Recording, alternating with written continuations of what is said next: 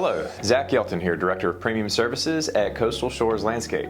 It's October, and that means fall weather, that means cooler temperatures, and a lot of exciting things as we ramp up for our holiday season. Here at Coastal Shores, we're working with our maintenance teams on a number of things. As you all know, if you've been with us for a while, you know we focus a lot on training. So training evolves with the seasons, and there's different things we focus on and hit on.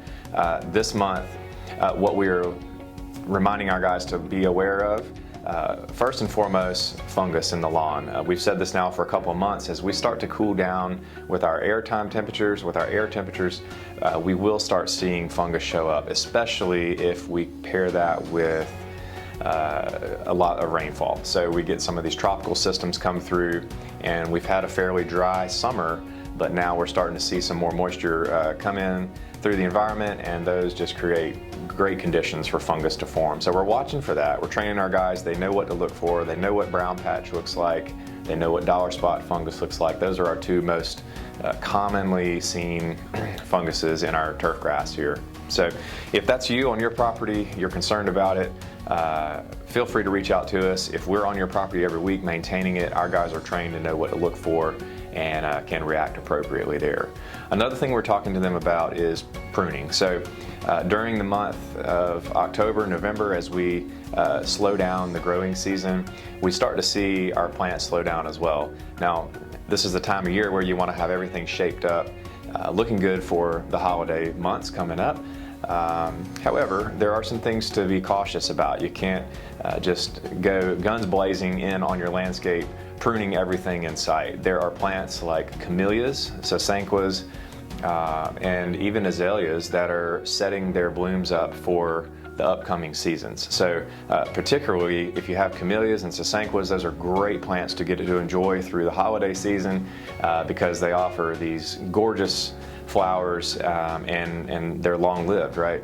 And they're blooming at a time when many things are not blooming in the landscape. So they are such a great plant to have. However, it's important to know how and when to trim.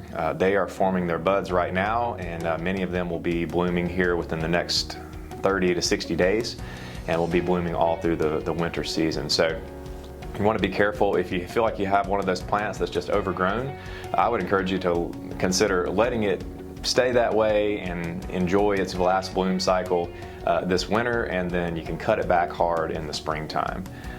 So we're training our guys on things like that. You will still see our maintenance teams on your property if they are servicing you on a weekly basis. They should be trimming, shaping up things right now, hedge plants, and they'll work on some hand pruning work as well to keep things in order. But generally we're really watching what we prune this time of year with regards to preserving our flower buds.